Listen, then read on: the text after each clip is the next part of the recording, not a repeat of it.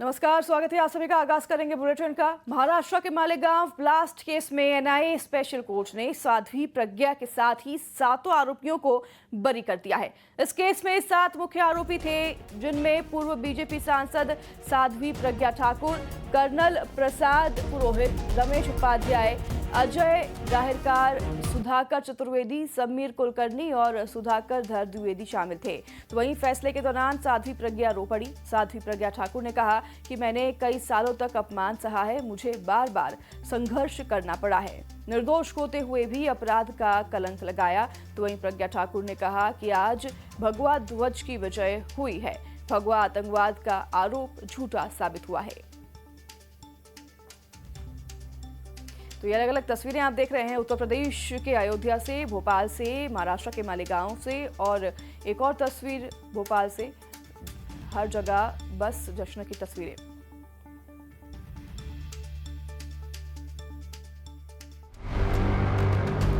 साध्वी प्रज्ञा सिंह ठाकुर बरी, कर्नल पुरोहित बरी, retire major Ramesh Upadhyay बरी, अजय राहरकर बरी, सुधाकर त्रिवेदी बरी, सुधाकर चतुर्वेदी बरी, समीर शरद कुलकर्णी बरी। बहुचर्चित मालेगांव ब्लास्ट केस में बीजेपी की पूर्व सांसद प्रज्ञा सिंह ठाकुर और लेफ्टिनेंट कर्नल प्रसाद पुरोहित सहित सभी 7 आरोपियों को कोर्ट ने बरी कर दिया। मुंबई की स्पेशल कोर्ट ने 17 साल बाद इस ऐतिहासिक फैसले को सुनाया। एनआईए यानी राष्ट्रीय जांच एजेंसी के मामले की सुनवाई के लिए विशेष न्यायाधीश ए.के. लाहोटी ने अभियोजन पक्ष के मामले और की गई जांच में कई खामियां बताई। उन्होंने कहा कि आरोपियों को संदेह का लाभ मिलना चाहिए। कोर्ट ने अपने फैसले में कहा कि साध्वी प्रज्ञा और पुरोहित के खिलाफ कोई सबूत नहीं, आरडीएक्स और बम के सबूत साबित नहीं हो पाए। इस बात के सबूत नहीं है कि बाइक किसने पार्क की, मोटरसाइकिल पर चेचिस नंबर कभी रिकवर नहीं हुआ, मोटरसाइकिल साध्वी प्रज्ञा की थी, ये भी साबित नहीं हुआ है।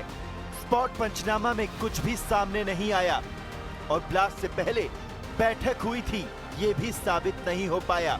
मुंबई की एनआईए कोर्ट में फैसले के पहले बहुत गहमागहमी थी। सभी 7 आरोपी कोर्ट में मौजूद थे, उन्हें कड़ी सुरक्षा दी गई थी। सभी आरोपी जमानत पर बाहर थे। फैसले फेवर में आते ही साध्वी प्रज्ञा सिंह ठाकुर का बयान भी सामने आया, जिसमें उन्होंने कहा कि मैंने कई सालों तक अपमान सहा है, मुझे बार बार संघर्ष करना पड़ा, निर्दोष होते हुए भी मुझ पर अपराध का कलंक लगा दिया गया। आज भगवा ध्वज की विजय हुई है, हिंदुत्व की विजय हुई है, भगवा आतंकवाद का आरोप झूठा साबित हुआ है। महाराष्ट्र का मालेगांव ब्लास्ट 17 साल पुराना मामला है। 19 सितंबर 2008 को मालेगांव के भीकू चौक पर एक मोटरसाइकिल में बम विस्फोट हुआ था। उसमें 6 लोगों की मौत हो गई और 101 लोग घायल हो गए थे। इस घटना के बाद महाराष्ट्र एटीएस ने जांच शुरू की थी और साध्वी प्रज्ञा, कर्नल पुरोहित समेत 7 को आरोपी बनाया गया था। साध्वी प्रज्ञा सिंह ठाकुर पर साजिश में शामिल होने का आरोप और लेफ्टिनेंट कर्नल प्रसाद श्रीकांत पुरोहित पर साजिश रचने और धमाके के आरोप लगाकर उन्हें गिरफ्तार किया गया था। बाद में साल 2009 में ये जांच एनआईए को सौंपी गई थी और अब 17 साल बाद साध्वी प्रज्ञा सिंह ठाकुर समेत सभी 7 आरोपियों को एनआईए की कोर्ट ने बरी कर दिया।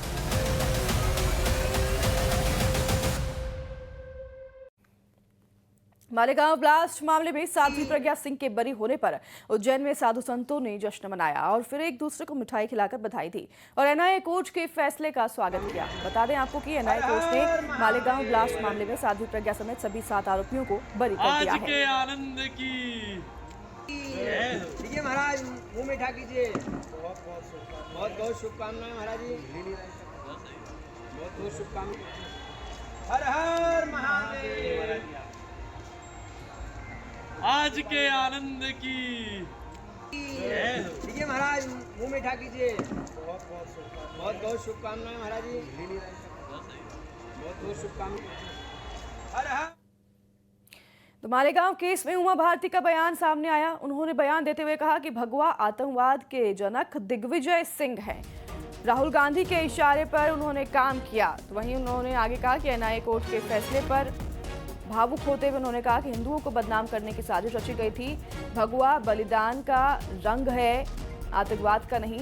झूठ फैलाने वाले को सजा मिलनी चाहिए। उमा भारती ने भावुक होते हुए ये तमाम बातें अपने बयान में कही। आप भी सुनिए।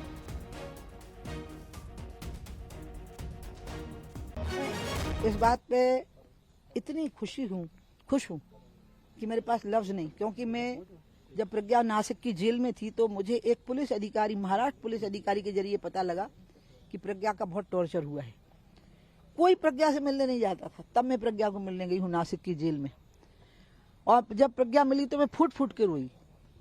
और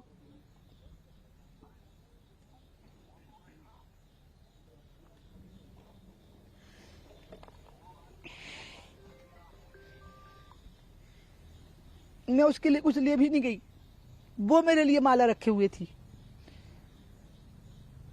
और मैं रो रही थी और वो मुझे चुप करा रही थी, क्योंकि जो मैंने उसके बारे में सुना था एक पुलिस अधिकारी के द्वारा, उसने कहा हाँ दीदी ये सब मेरे साथ हुआ है। वो इतना शर्मनाक था, इतना यातनादायक था कि बड़ी मुश्किल से कोई स्त्री उस प्रताड़ना को झेल सकती थी। आप सोच नहीं सकते हैं कि आज मुझे कितना आंतरिक शांति प्रदान करने वाला ये फैसला है। लेकिन अब मैं ये चाहती हूँ कि पी चिदम्बरम, दिग्विजय सिंह, राहुल गांधी, वामपंथी, समाजवादी और कांग्रेस पार्टी के वो सब नेता जो भगवा आतंकवाद शब्द को गढ़ करके उसको सत्यापित कर रहे थे, आज उनकी चौराहों पर खड़े करके कौन सी सजा होनी चाहिए, अब मैं ये जानना चाहती हूँ, देश की जनता जानना चाहती है। उन पे भी मतलब कार्रवाई की जानी, कार्रवाई नहीं, असामान्य कार्रवाई करनी चाहिए, साधारण कार्रवाई नहीं। और ये अपील करने की बात कांग्रेस के नेता कह रहे हैं कि सुप्रीम कोर्ट में अपील करनी चाहिए, जैसे बॉम्बे ब्लास्ट की गई थी। ये इन सब बातों पर तय होगा कि जिस एजेंसी ने जांच की है वो क्या फैसला करती है। उधर मालेगांव ब्लास्ट केस में फैसले के बाद सियासत भी गर्मा गई है। पूर्व सीएम कमलनाथ ने अपील करते हुए कहा कि जो भी इससे प्रभावित है वो अपील करें। तो वहीं बीजेपी विधायक रामेश्वर शर्मा ने कहा कि कांग्रेस की तरफ से फैलाया गया भगवा आतंक दूर हुआ, सबकी जीत हुई। प्रभावित है वो जरूर अपील करेंगे। देखो ये बीजेपी कुछ भी कहे, अंत में कोर्ट का फैसला है और ये अपीलेबल है, इसका अपील जरूर करेंगे। आज हिंदुस्तान के न्यायालय ने निर्णय देकर बता दिया कि जो निर्दोष थे वो सकुशल बरी हैं, और कांग्रेस के मुंह पर एक तरह से तमाचा है। कांग्रेस ने आतंकवाद को बचाने की कोशिश की और हिंदुओं को आतंकवाद बनाने का षड्यंत्र रचा। आज षड्यंत्र का पर्दाफाश हुआ है, पर दिग्विजय सिंह और उनकी मंडली ने जो षड्यंत्र रचा था, आज उसका पर्दाफाश हुआ। तो मालेगांव पर एनआईए कोर्ट के आज के फैसले में जो 7 आरोपी बरी हुए हैं उनमें कर्नल पुरोहित और सुधाकर चतुर्वेदी भी शामिल हैं। दोनों ने कोर्ट के फैसले के बाद क्या कहा, आपको सुनवाते हैं। I am extremely grateful to the country and all those who stood by me and by us. I am grateful to the judiciary for understanding the case and delivering justice to all of us. I only will say that during all this fight, all my friends, my colleagues, especially the armed forces, my army, the way they stood by me, I have no words to express my gratitude towards all of them. We are a great country. I expect and I wish that everyone should contribute positively towards it. Malais are over, should not be there. Let's be forward looking. We are a developing nation. ये भगवा को आतंकवाद करने की साजिश थी।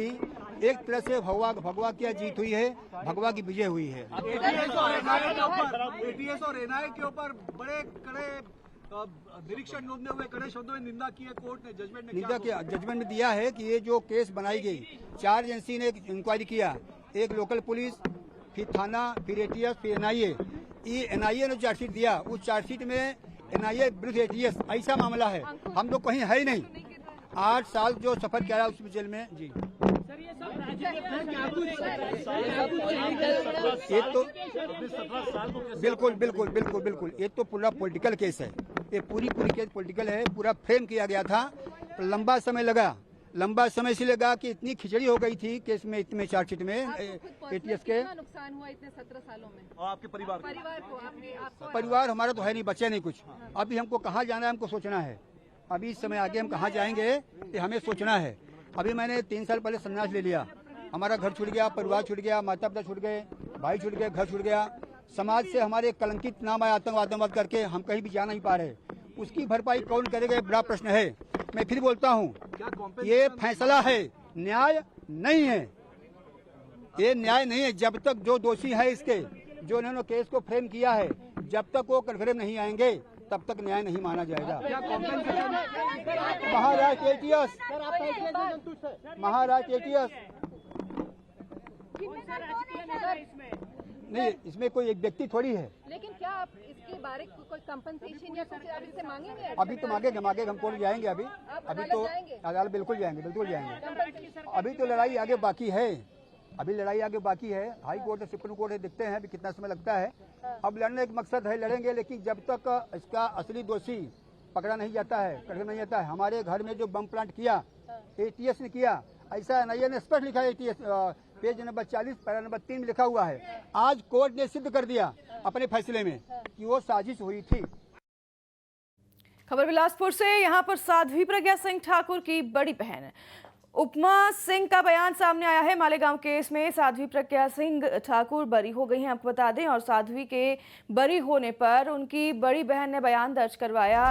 उनकी बहन ने बयान देते हुए कहा कि भगवा की राष्ट्र की जीत हुई है, सत्य की जीत हुई है। वहीं आप बता दें कि निजी दौरे पर बिलासपुर पहुंची हैं साध्वी प्रज्ञा की बड़ी बहन। इस दौरान उन्होंने अपना बयान दर्ज करवाया।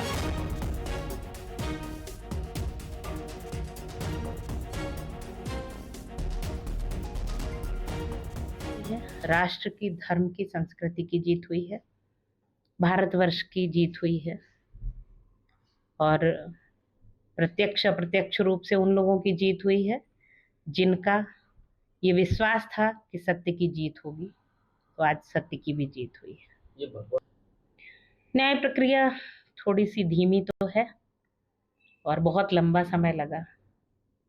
10 वर्षों का समय कहते हैं किसी के जीवन का दशक खराब हो गया, लेकिन ये 17 वर्ष थे और 17 वर्षों में जो हानि हुई है उसकी भरपाई कोई नहीं कर सकता। शारीरिक हानि हुई है, साध्वी जी के शरीर को तोड़ के फेंक दिया गया है। मानसिक हानि हुई है, मन को तोड़ा गया है। परिवार के लोगों को, समाज के लोगों को, उनके सहयोगियों को, उनके शुभचिंतकों का, उनके शिष्यों का, सबका मनोबल तोड़ने का प्रयास किया गया। लेकिन